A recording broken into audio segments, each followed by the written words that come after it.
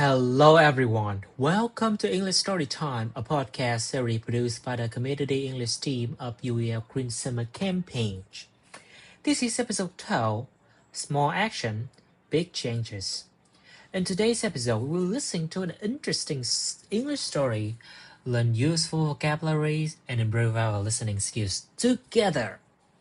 Let's get started. Today, we have 10 new words. Number 1, seed, which means hạt giống. Number 2, empty, which means trống rỗng. Number 3, soil, which means đất. Number 4, chest, which means lòng ngực. Number 5, corner, which means góc. Number 6, plant, which means trồng. Number 7, fingernails, which means móng tay. Number 8, spread, which means lan rộng.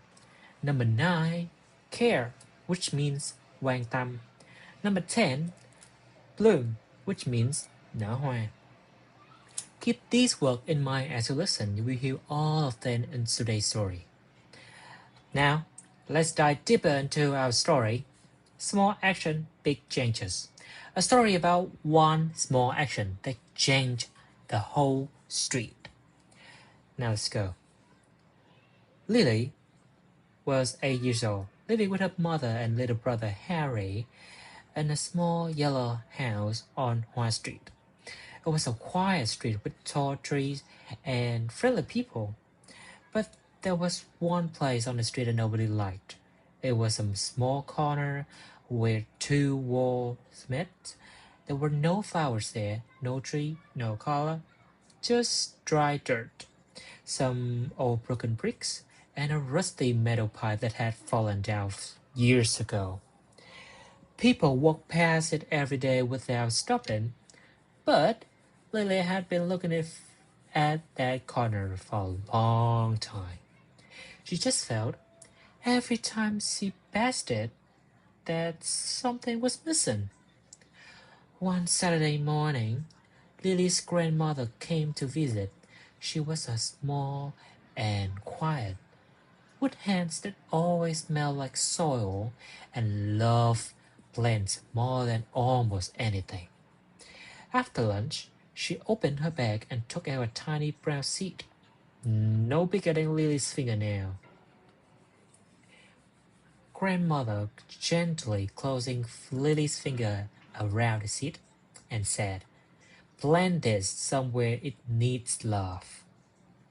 Lily said, "What will it grow into?"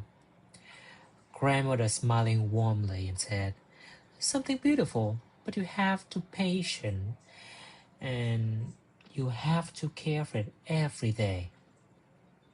That afternoon, Lily thought about what Grandmother had said. She kneeled down into a gray corner, moved a broken brick, and made a small hole in the dirt. Not too deep, not too shallow. She carefully placed the seed inside, pressed the soil down, and poured water slowly over the spot.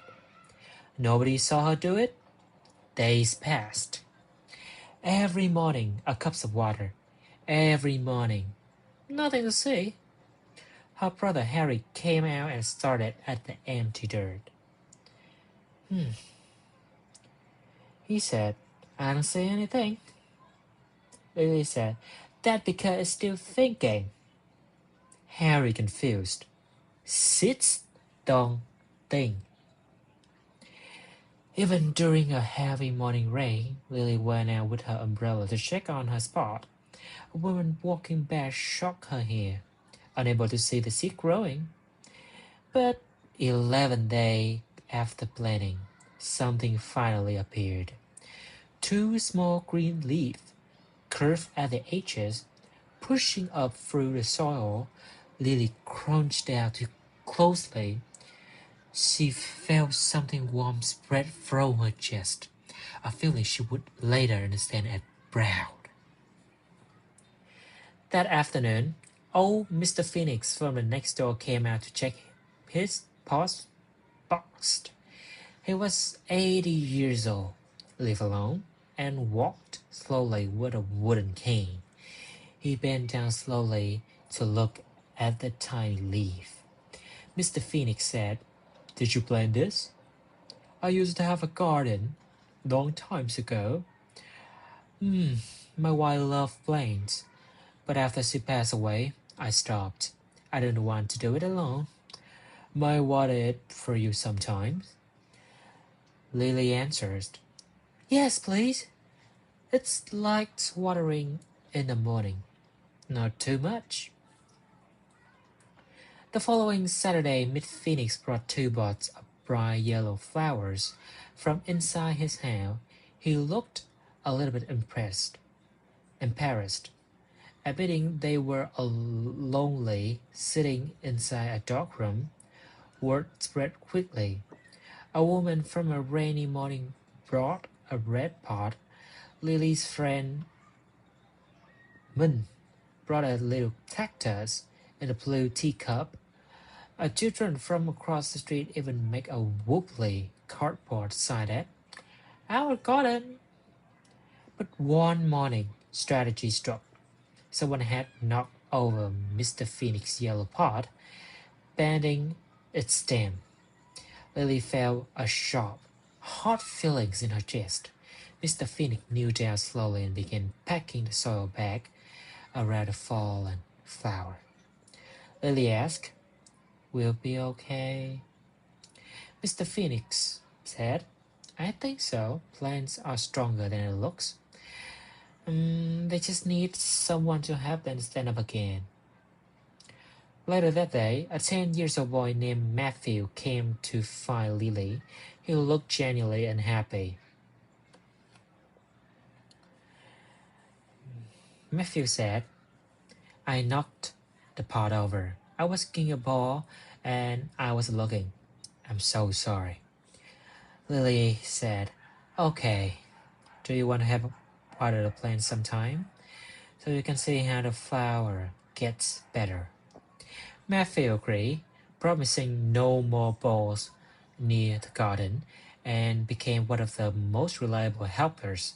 Finally, 3 weeks after Lily planted the seed, it bloomed. It was a small purple flower with 5 soft petals and a yellow center. In the middle of all the bright parts and the hand-painted sign, it was the most beautiful thing. Matthew crouching down to look closely and said, "You did this." Lily answered, "We all did this."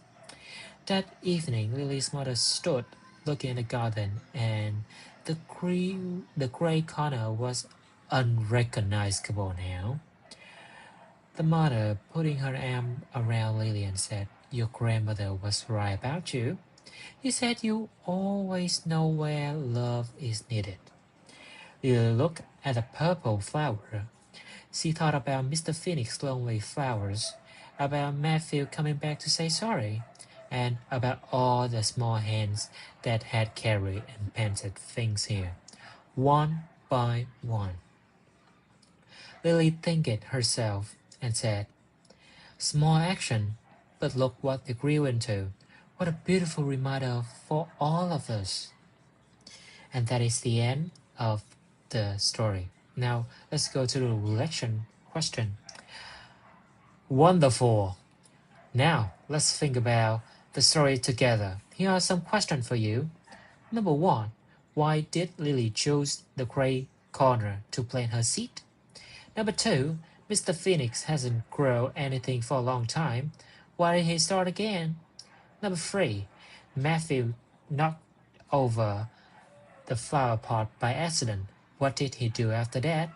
Was it easy for him? And thank you for listening to English Story Time. This podcast is proudly brought to you by the Community English team of UEL Green Summer Campaign 2026. Keep learning, keep growing, and we will see you in the next episode. Thank you.